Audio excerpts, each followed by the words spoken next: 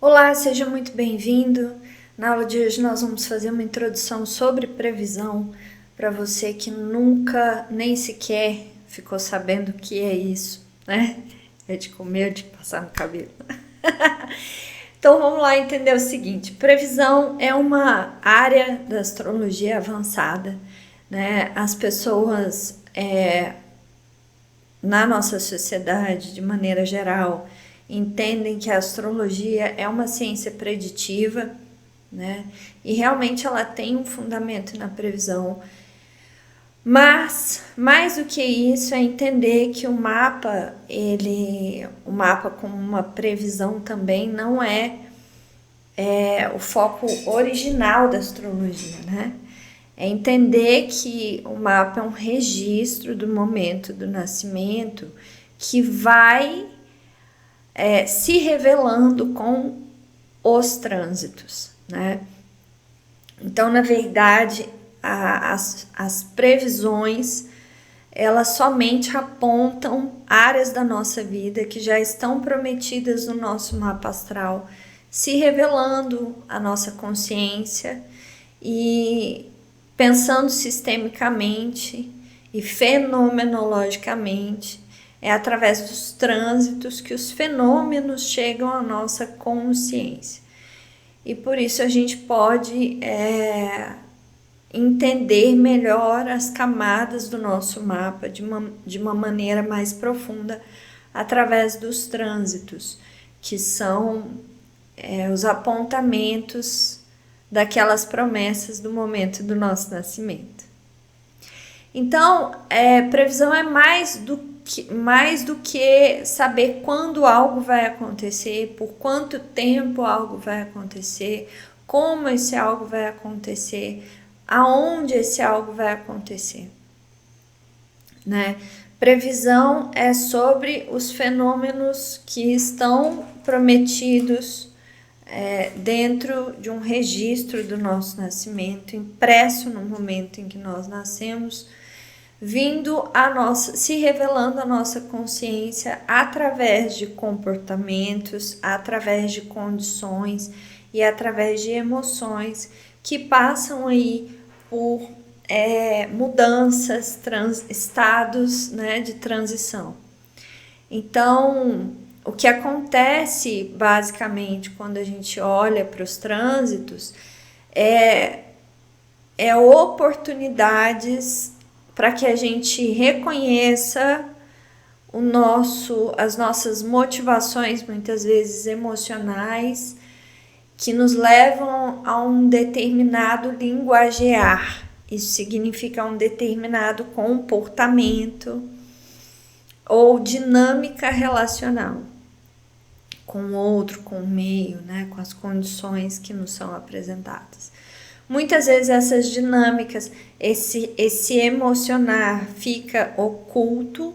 Muitas vezes nós olhamos muito para a vida somente a partir dos fatos, né, ou das condições reais que nos são impostas pelo meio, pelas relações, ou pela maneira que a gente se comporta.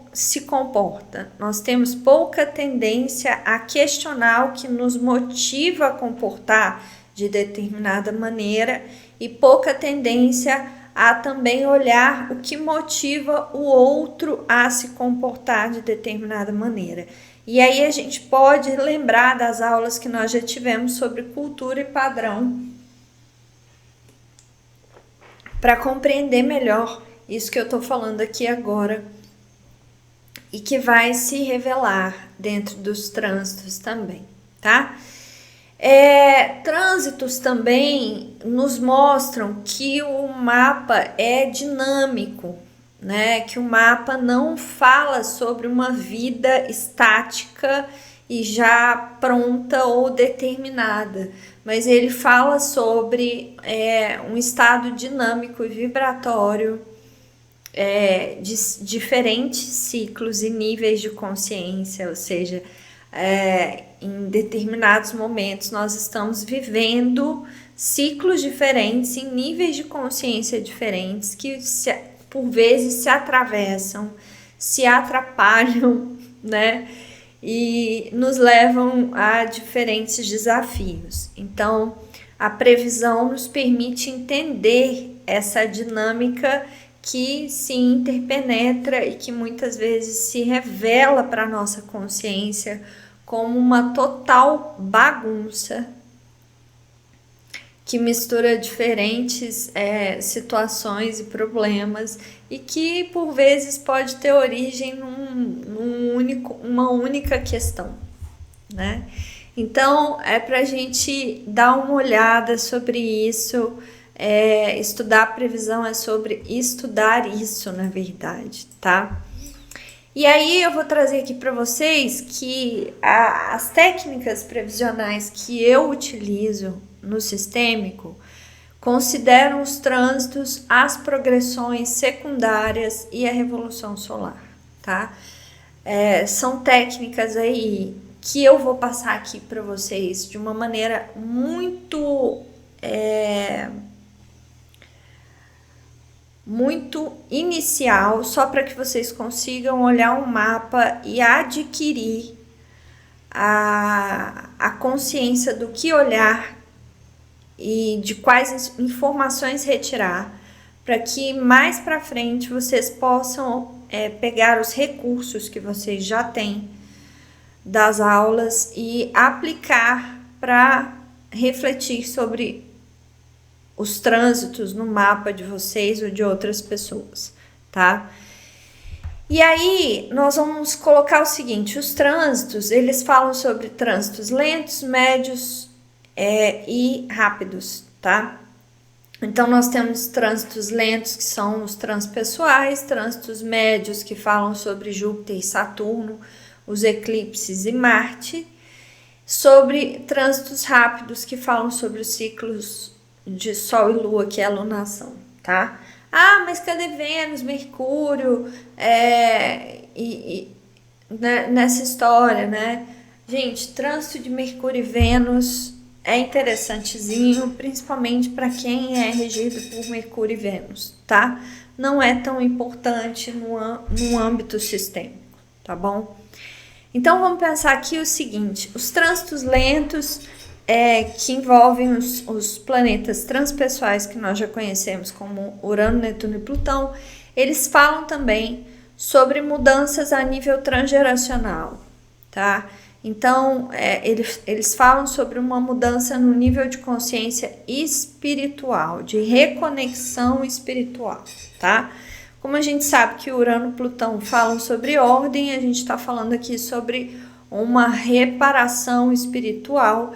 E quando a gente fala sobre Netuno, a gente fala sobre uma reconciliação espiritual, tá? Num âmbito espiritual. Quando nós falamos sobre Júpiter e sobre Saturno, a gente sabe que Júpiter e Saturno são planetas coletivos, são planetas que falam de uma consciência arcaica, de uma consciência de grupo, e são planetas que falam sobre equilíbrio de troca, que aqui já está bem nítido que não está incluso nos planetas transpessoais a lei do equilíbrio de troca. Então, nós temos aqui que quem faz a liga da consciência pessoal com a consciência coletiva, espiritual, são os dois planetas de consciência arcaica, grupal e coletiva, que falam sobre equilíbrio de troca, tanto Júpiter quanto Saturno, tá? Júpiter sobre o equilíbrio através da doação e Saturno sobre o equilíbrio através do tomar.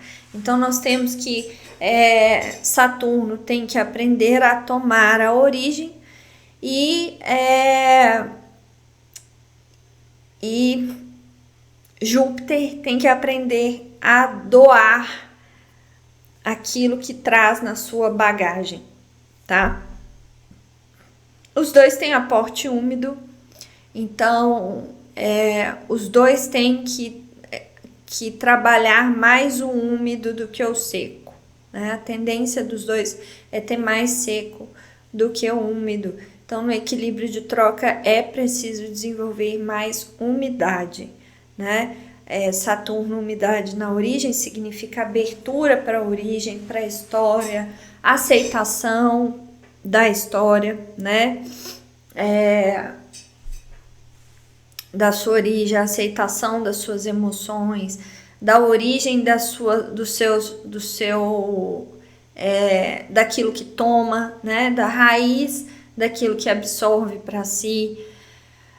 Tudo isso é questão saturnina, enquanto que o Júpiter, ele deve desenvolver o úmido na sua projeção, né, no seu crescimento. Então, quer dizer, incluir dentro do seu crescimento, do seu fortalecimento, do seu desenvolvimento, a empatia, a consideração com o outro, a consciência da necessidade do outro, né? E uma relação de maior igualdade com o outro, tá?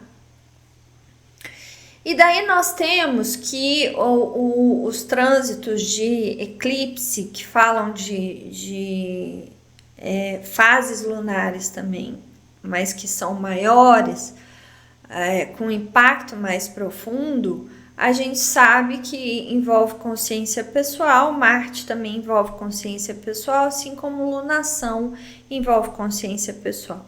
Esses trânsitos, eles falam de coisas, quando eles tocam, né, e ativam trânsitos relacionados aos transpessoais e ao coletivo, eles trazem para a consciência pessoal as informações digeridas, né, nesses tipos de consciência, ou passíveis de compreensão pessoal. Tanto é que trânsitos como as lunações, como os eclipses e como Marte são mais rápidos, mostrando que a consciência pessoal ela demora mais para assimilar esses trânsitos lentos e médios, precisando de entrar em contato com esses trânsitos lentos e médios com um pouco mais de constância e menos abertura, porque a tendência muitas vezes da gente é querer absorver tudo de uma vez. E no nível de consciência pessoal, a gente precisa de um processo de amadurecimento para distinguir e discernir aquilo que a gente absorve desses outros trânsitos, tá?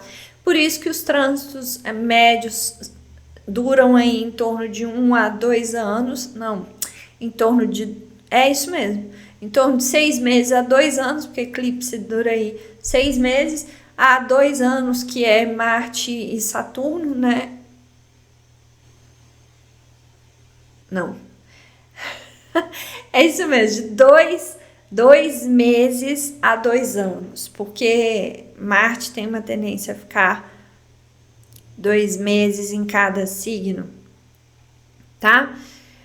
Mas querendo ou não, então nós temos aqui que a consciência pessoal, ela considera de 1 mês a 6 meses, né? Porque nós temos a lunação, Marte a 2 meses e eclipses a 6 meses, e os médios aí entre 1 e 2 anos e meio para serem processados, além dos lentos levarem aí de 8 anos que Urano demora para passar num signo, quanto a 13 a 26 anos que fica ali Plutão e Netuno num signo.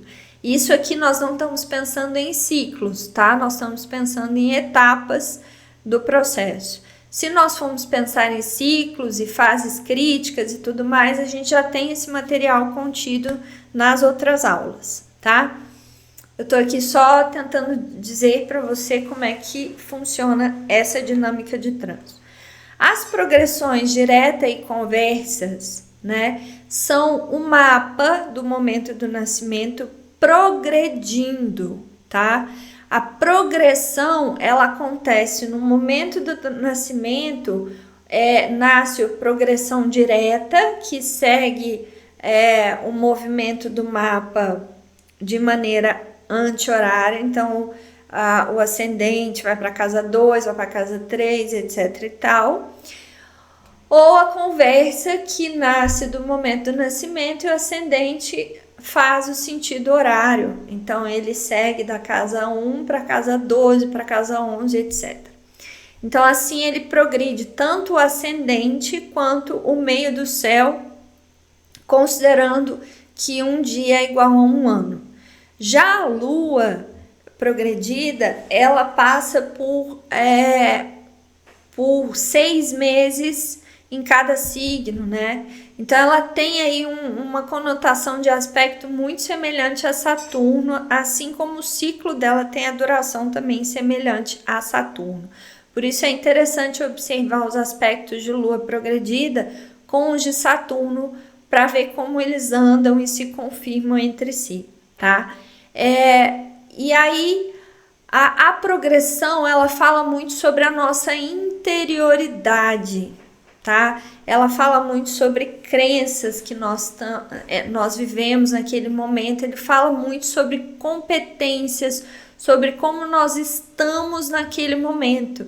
Então, muitas vezes, a avaliação dos trânsitos com a progressão serve para a gente entender o que vem de oportunidade de fora para dentro e como nós estamos, através da progressão, de dentro para fora em relação a essas oportunidades. Se nós estamos alinhados, nos sentindo capazes, incapazes, imaturos, etc e tal, tá? Então a progressão nos oferece essa oportunidade de fazer esse vínculo com o trânsito. Já a revolução solar, ela é um tom do ano que deve ser considerada principalmente em relação à posição, né, dos signos nas casas angulares e das repetições que acontecem de aspectos, tanto em trânsito quanto no mapa natal, dos pontos principais desses pontos angulares ou dos assuntos referentes ao ano que nós vamos viver. Porque a revolução serve para confirmar o que de mais forte realmente vai acontecer naquele ano. Então, eu sugiro, né, como ordem para se olhar, que se olhe os trânsitos, se olhe a progressão e, por último, se considere a revolução solar, para que não perca muito tempo fazendo análises que não vão ser úteis e nem aplicáveis para a vida da pessoa. É importante entender o seguinte: os trânsitos eles vão trazer tanto momentos de novos ciclos, quanto momentos de fases críticas, quanto momentos de alívio, onde haverá fluxo de informação ou haverá movimento para a pessoa crescer, né, e encontrar libertações, ou haverá amadurecimento, ou haverá a estabilização ou a fixação, né, a definição, a resolução mesmo de uma questão. Então, é importante a gente entender que existem algumas dinâmicas de desafios que nós já temos uma certa consciência dentro do mapa natal. Então, nós já sabemos que existem desafios de identidade, de individuação, né? Muitas vezes propostas pelas casas, pelos sistemas do eu e pelos sistemas que carregam o eu em seu conteúdo. Então, por exemplo, nós temos casa 1, 5 e 9, que fala sobre o sistema do eu, e nós temos também casas que carregam o eu dentro do processo e que interferem nesse processo de identidade, como a casa 12, que fala do passado através do eu, a casa 2, que fala do futuro através do eu, né? E acredito que sejam essas. É isso. Porque o eu do futuro e o eu do passado já estão por aí, né? Então, repara, tanto essas casas do sistema do eu, quanto essas casas do passado que carregam o eu, ou do eu, né, na verdade, que é atravessado pelo passado, quanto a casa do futuro, que atravessa esse eu vão interferir no processo da identidade e da individuação da pessoa. Por isso é importante observar se essas casas, seus regentes e aspectos estão recebendo trânsito em cima, para que você possa falar sobre esses desafios. Assim como nós vamos ter desafio de relacionamento, condição do meio ou desenvolvimento do intelecto, envolvendo as casas do sistema do outro e envolvendo as casas que carregam o outro dentro do seu processo. Então vai ser tanto casa 3, 7, 11, quanto a casa 6, que é o futuro através do meio, e a casa 11, não, e a casa 8, que é o passado através do meio, certo? Então, e a mesma coisa vai acontecer pensando nesses sistemas, os seus regentes e os seus aspectos recebendo trânsitos, tá? E aí nós vamos ter também desafios de passado, desafios com a intimidade, desafios com a bagagem, com a ancestralidade, a origem, as raízes, as memórias, né? O lar, que tem muita relação com as casas de água ou as casas do sistema do passado em si. Então, são tanto as casas 4, 8 e 12, quanto os sistemas que também carregam o passado, né? Como a casa 5, que é o eu do passado, e a casa 3, que é o outro do passado, tá? Ah, mas elas também falam sobre a individuação e sobre o meio. Sim, isso significa que muitas vezes os sistemas se atropelam, se relacionam, se interpenetram e as situações abrangem espaços maiores. Então, nós precisamos avaliar os trânsitos, avaliar o posicionamento natal para entender e discernir aonde de fato as coisas vão acontecer e sobre de fato de onde elas vêm e para onde elas vão, tá? Isso é muito importante.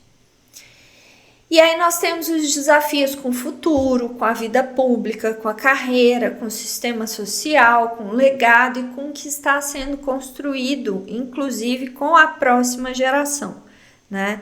Com filhos, etc e tal, que envolvem as casas de terra e também envolvem aí o sistema do futuro, que é a casa 10, 2 e 6, e ao mesmo tempo as casas que carregam o futuro, como o eu do futuro na 9, como o outro do futuro na 11. Combinado?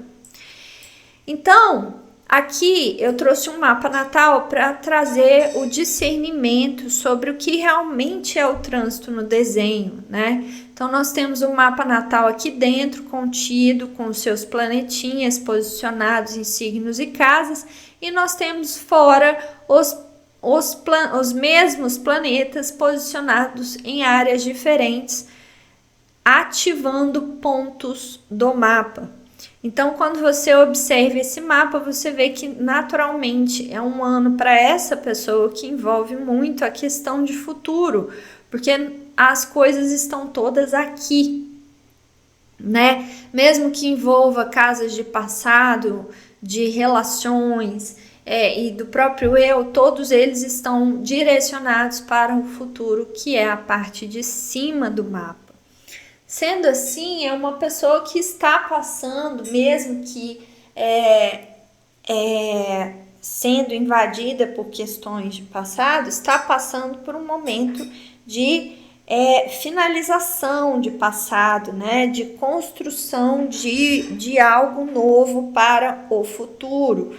Por quê? Porque Saturno na 8, ele fala sobre finais, ele fala sobre o passado que atravessa o meio e as condições, mas pedindo por transformações, pedindo por finalizações, pedindo por atualizações, né?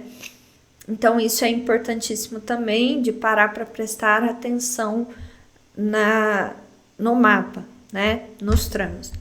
E aqui a gente consegue discernir que existe os trânsitos dentro de uma casa, assim como os trânsitos em cima de planetas, trânsitos que envolvem a casa como um todo, trânsitos que estão começando, trânsitos que estão finalizando, que estão atravessando uma casa de outra, né? Então tudo isso é importante de ser observado, inclusive observando aqui a diferença entre trânsitos transpessoais, né? Plutão, Netuno, Urano, dos sociais, Saturno e Júpiter, Marte aqui como posição de trânsito sem progressão secundária, sem informação ainda de eclipse e lunação, tá? Num primeiro momento, eu falaria para você que eu não faço uma leitura de eclipse, Marte e lunação para um atendimento em si. Eu só faço isso se houver a necessidade de compreender datas, né? E de entender de fato quando as coisas vão acontecer, determinados assuntos vão acontecer de fato, tá? Eu não tenho uma tendência na minha leitura, isso é uma escolha minha, a dar para o outro uma informação precisa de datas, a não ser que ele me peça e que tem uma questão real a ser entendida, tá? Isso para não deixar ninguém ansioso, não deixar ninguém também achando que o tempo age de maneira sozinha, porque muitas vezes a orbe pode chegar lá e ficar exata e nada acontecer, porque não houve também movimentação, tá? A gente tem que entender que trânsitos são estados vibratórios e que eles são maleáveis e que eles só ganham forma através da nossa decisão, da nossa ação e do nosso movimento, tá? Senão eles podem ser oportunidades perdidas ou podem não ser de fato assimiladas, tá? E aí a gente tem que pensar a questão aqui de aspecto aplicativo, separativo, mais orbe exata, né? Então eu peguei de exemplo aqui Plutão em trânsito, aqui nesse mapa se mostra, né, um mapa em trânsito de fora, um mapa natal por dentro. E aí eu peguei Plutão em cima da Vênus natal, falando que esse trânsito de Plutão aqui está a 2 graus de Aquário nesse momento, enquanto essa Vênus está a 4 graus de Aquário. E aí, como a gente entende o que é aspecto aplicativo e separativo nesse caso, né?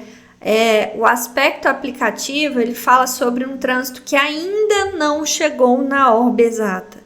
E o aspecto separativo é sobre um trânsito que já passou a orbe exata, tá? Então, o aplicativo, ele tem uma função inquietante, porque ele traz uma sensação para a pessoa de que algo vai acontecer, mas ela não sabe discernir exatamente o que, como, né? E ela fica naquela expectativa que pode ser tensional ou pode ser até gostosinha, né? A depender do tipo de trânsito. Com Plutão é um aspecto desconfortável que incomoda e que traz essa sensação de que algo de ruim muitas vezes pode vir a acontecer, né? Ah, por que isso, Lu? Porque é a natureza do planeta, né? Então Plutão nunca traz ele é seco, né? Ele é mais seco que quente. E o seco promove tensão, promove desconforto. Ele retira a gente de um ponto de conforto, de comodismo e tal. Mesmo que depois ele nos leve a um estado de crescimento. E inicialmente ele passa por um processo de destruição, de desconforto e de dor. Então dizer que Plutão não vai gerar um incômodo e um desconforto para o cliente é o mesmo que mentir, né? Porém, o cliente pode entender que ele vai passar por um momento de ruptura, de divisão, de desconforto, de perda que pode vir a ser, que vai levar ele a um movimento mais alinhado de crescimento, né? Com maior coesão com aquilo que envolve, né, a própria individualidade, autonomia e independência, tá? Se esse Plutão tá chegando em cima de uma Vênus, a Vênus em Aquário, ela tem um movimento quente, né? Que é úmido, quente por ser Vênus, mas em Aquário tem esse trauma, né? Que é um trauma que busca uma solução, né?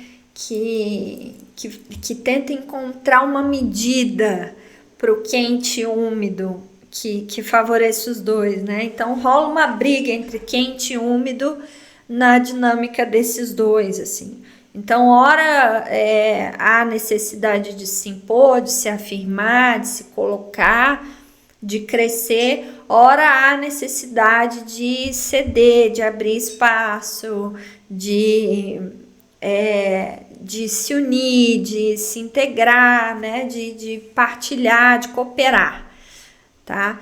E pode acontecer aí esse desafio de encontrar um jeito de integrar essas duas dinâmicas por conta desse trauma das qualidades equilibradas, tá? E aí esse Plutão vindo para cima dessa Vênus com o seco e o quente, ele oferece a oportunidade dessa Vênus discernir coisas que antes ela não se dava o direito de discernir, né? Então, como o seco ele se relaciona muito com o úmido, né, por conta das duas qualidades serem qualidades transitórias, ele pode trazer para essa Vênus uma qualidade desconhecida até então. E isso pode gerar muito desconforto, porque é uma Vênus que não tem na sua natureza limites bem definidos, né? Não tem na sua natureza princípios muito definidos, critérios muito definidos, não tem na sua natureza uma autonomia definida, né? Não tem na sua natureza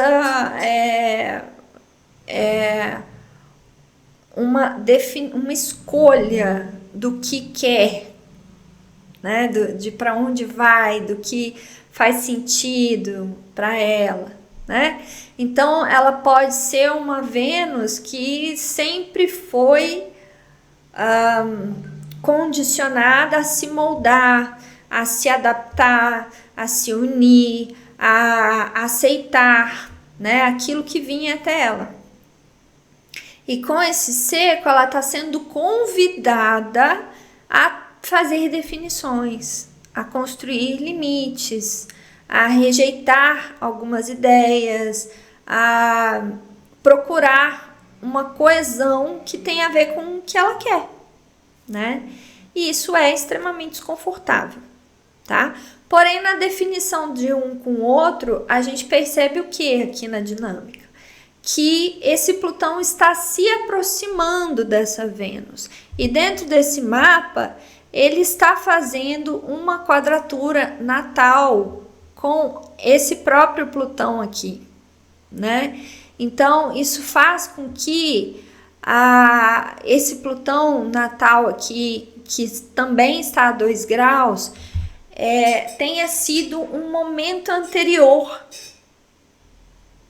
da construção desse Plutão, um momento que ressurge ou traz para essa Vênus, da qual recebe essa quadratura natal, dinâmicas de um Plutão que revela, pode ter revelado muitas vezes, de onde veio esse comportamento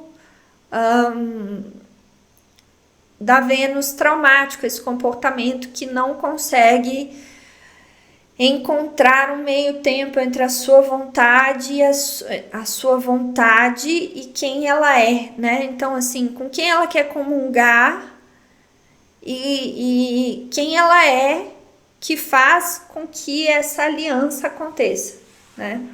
Então, aqui, Plutão, ao encontrar o Plutão natal na casa 3, ele revela condições do passado ou relações do passado que fizeram com que essa pessoa tivesse se dividido entre se unir e ter vontades, né?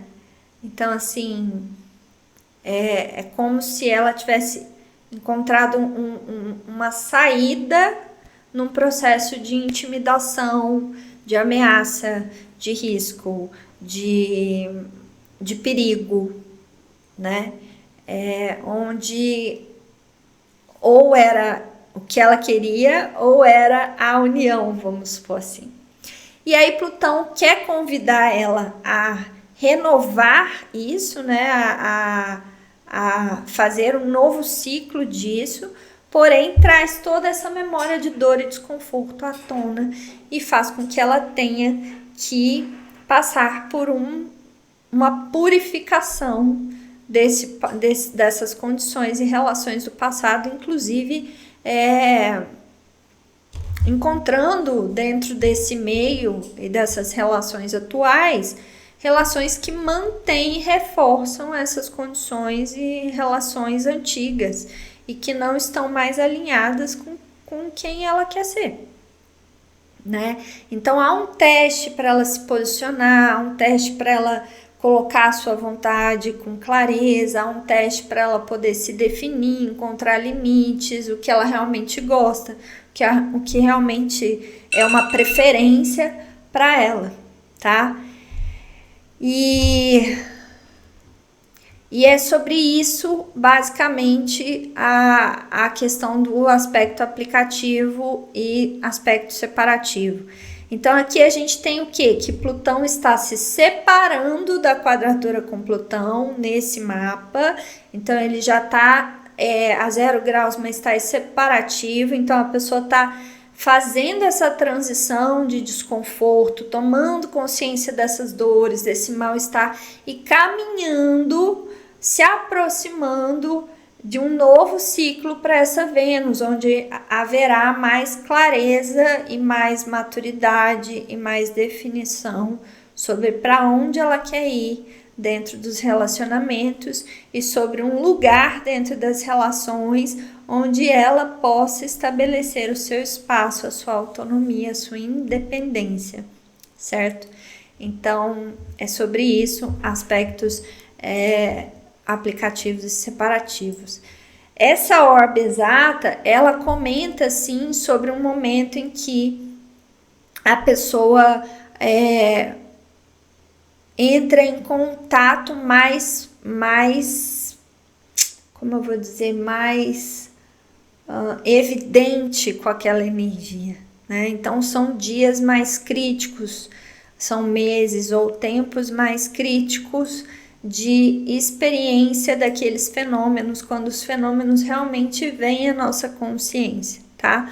Porém, reparem que nem sempre esses fenômenos duram um dia, podem durar bastante tempo, né? Ainda pensar, por exemplo, em Plutão, que demora bastante tempo para se mover no processo, tá? E aí, a gente vai continuar essa aula falando sobre fase crítica de um ciclo, tá? E para a gente falar sobre isso, fase crítica de ciclo, ou início de ciclo, ou fase de integração, eu vou mostrar para vocês aqui esse mapa. Então, a gente tem aqui que um início de ciclo, dado porque Plutão está em cima de um outro planeta, então isso revela uma conjunção, e uma conjunção é o início de um ciclo, no caso, para Vênus, dado por Plutão, né? Então a gente fala que é o início de ciclo entre Plutão e Vênus, tá? Aí nós temos aqui uma fase crítica de ciclo, porque Júpiter está oposto a Júpiter, então é um ciclo de Júpiter mesmo, onde ele está numa oposição, né? Nós temos uma fase aqui de alívio e integração para Saturno, porque Saturno está fazendo bom aspecto com o próprio Saturno, né? E isso faz com que o Saturno natal, e por conta de ser crescente, receba um alívio no seu processo, né? E aí a gente pode entender que tipo de alívio é esse, porque Saturno está em peixes, então há um predomínio de frio no trânsito, que dentro da dinâmica da natureza dele já é fria também, porque é Saturno em Escorpião. Então, e aí, o que nós temos de alívio no campo do Saturno?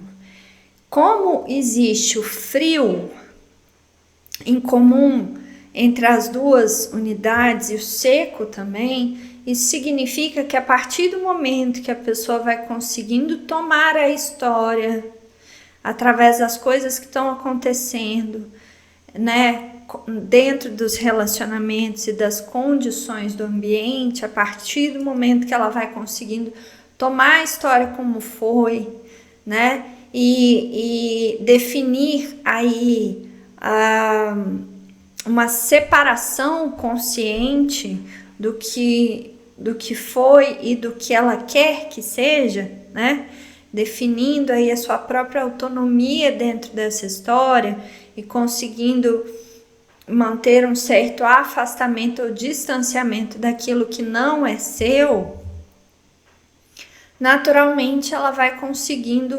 superar algumas questões relacionadas à maneira que ela age, à maneira que ela sente, a maneira que ela reage emocionalmente, a maneira que ela decide, né, se movimenta ou lida com os próprios impulsos e instintos marciais e de lua ali, que estão conjuntas a esse Saturno, certo?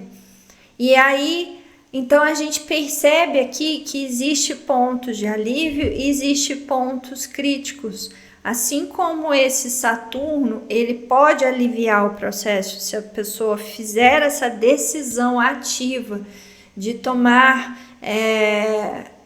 a história, né? Tomar o passado e se afastar, se distanciar de hábitos e condicionamentos que já estão arraigados na própria história, reavaliar, refletindo, né, sobre esses comportamentos.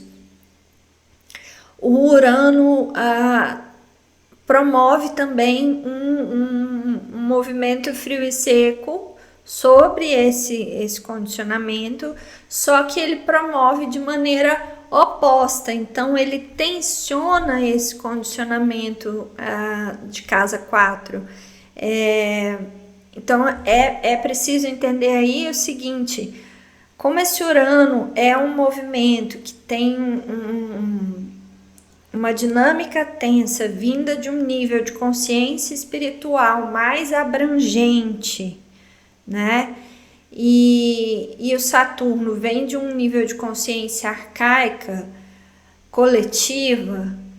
Muitas vezes o interesse, a reflexão, a maneira que se aborda e tudo mais.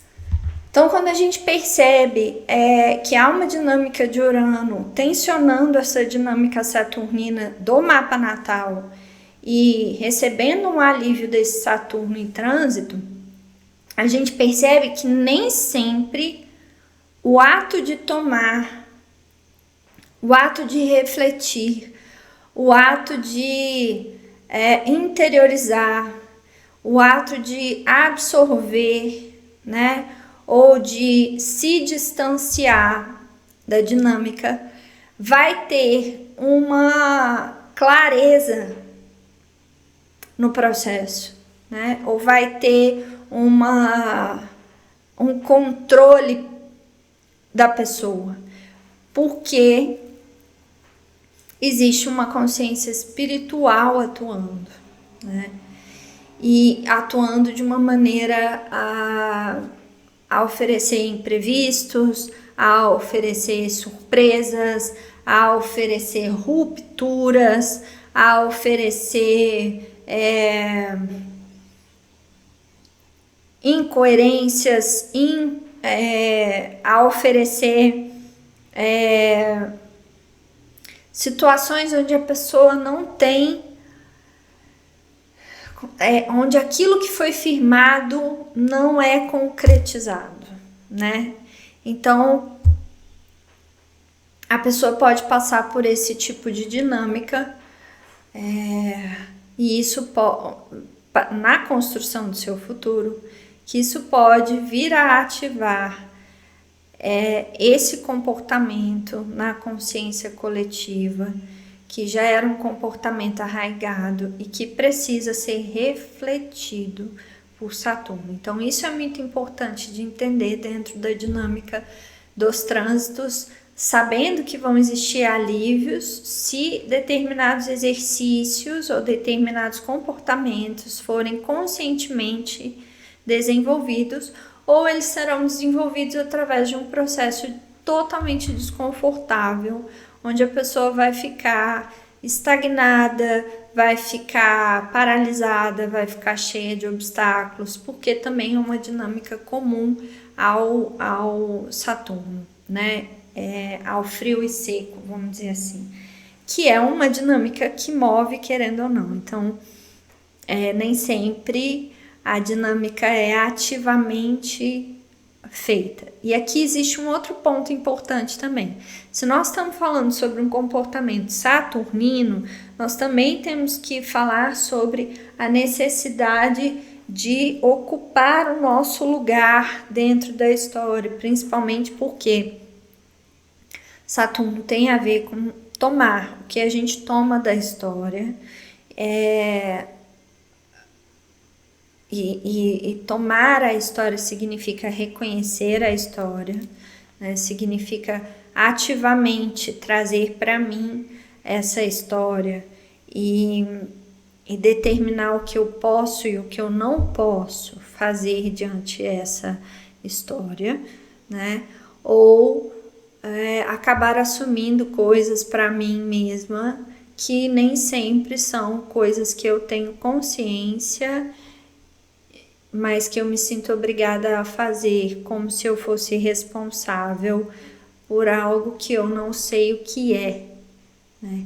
Então é importante aí tomar o lugar de pequena diante as coisas do passado, porque lembrando que o frio tem muito a ver com ocupar o nosso lugar de pequena.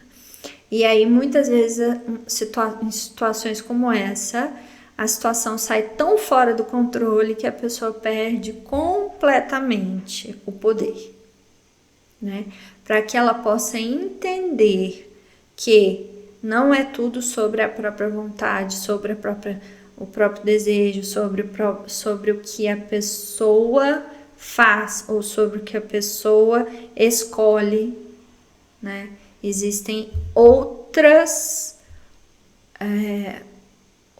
camadas da vida que atuam em cima de nós, que nós precisamos aprender a lidar também, tá? Então é sobre isso. E aí, um outro ponto que eu tenho para oferecer para vocês, para a gente finalizar as aulas, é sobre gatilho, que é uma terceira força, segundo Ana Maria Costa Ribeiro, que fala sobre facilitação ou desafios causados por Lua progredida, por Saturno-Júpiter, por Marte e por lunação. Principalmente pensando em posicionamentos de Lua num campo rápido e de Marte num campo rápido, para a gente ter um entendimento de consciência pessoal, tá? Aí, aqui, por exemplo, dentro desse mapa a gente vê essa Lua que em trânsito estava passando por cima dessa dinâmica aqui que a gente já olhou no mapa anterior, né? No momento anterior aqui, e que ativa o trânsito de Plutão, de Saturno e de Urano dentro desse mapa. Então, essa lua em Escorpião, ao passar por todos esses pontos aqui, ele traz um tempo de 2, 4, 5 dias, onde a tensão aumenta, porque a lua faz oposição, né? Faz oposição aqui aos trânsitos de Urano, faz quadratura ao trânsito de Plutão e faz bom aspecto com Saturno, tá? Então, por conta da Lua trazer o úmido e o frio, e Saturno também trazer o frio, e no caso Saturno ser frio e seco, com o úmido da Lua, há possibilidade, por conta de fazer bom aspecto com Saturno, de uma camada a mais de fluxo de informação, onde a pessoa consegue um ponto de relaxamento, um ponto de alívio, um ponto de entrada de consciência que colabora para que ela volte ao ponto de reflexão, volte ao centramento que ela precisa para continuar o processo, tá? E aí a gente vai ver aqui nessa tabelinha também que essa lua, ela então aqui já está se afastando de Plutão pela orbe, né? Então é uma lua que está a 3 graus separativo da Vênus natal também. Então ela se afasta dessa Vênus, né? Natal, de onde ela começa a fazer o trânsito. Ela apresenta o Plutão também se aproximando dessa Vênus em trânsito e o Plutão se separando dessa quadratura aqui também com Plutão.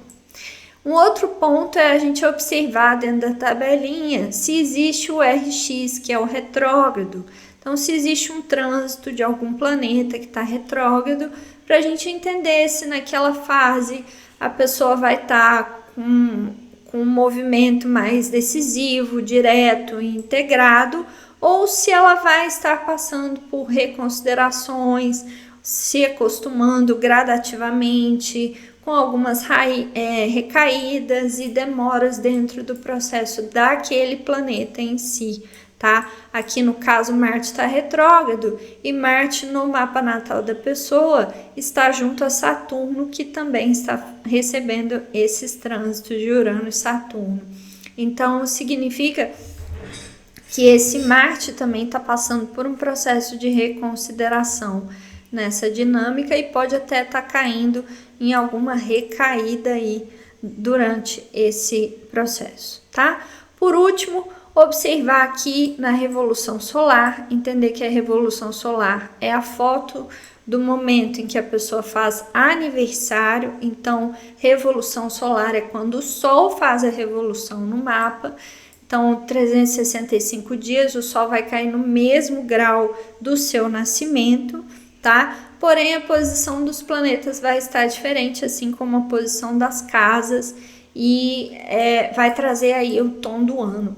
Então, dentro desse mapa, a gente vê, considerando tudo que a gente já olhou até aqui, que é um ano em que a pessoa vai estar repetindo o ascendente, tendo uma força da Lua como o seu ponto forte do ano, né? No sentido de que ela, como uma pessoa no momento atual, estará muito conectada com as próprias emoções, com a história, com o passado, oscilando, né? E aí nós temos uma lua oposta a Júpiter, que inclui aqui o trânsito de Júpiter em oposição a Júpiter também, né?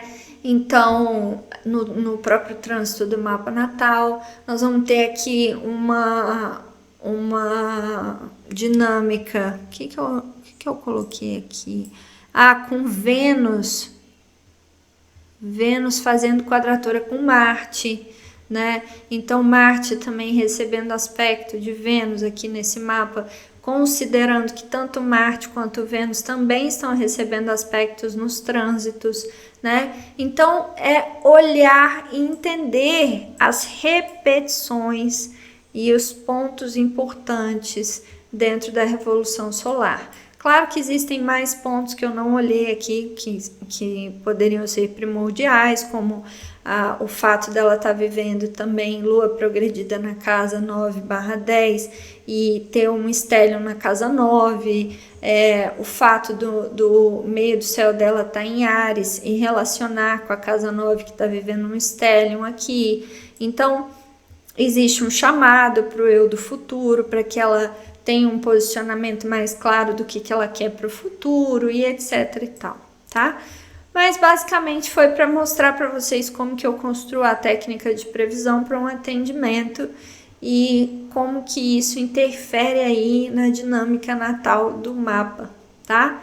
Eu espero que tenha ajudado vocês a compreender, que a gente se encontre nas próximas aulas. Um grande beijo para vocês e até lá!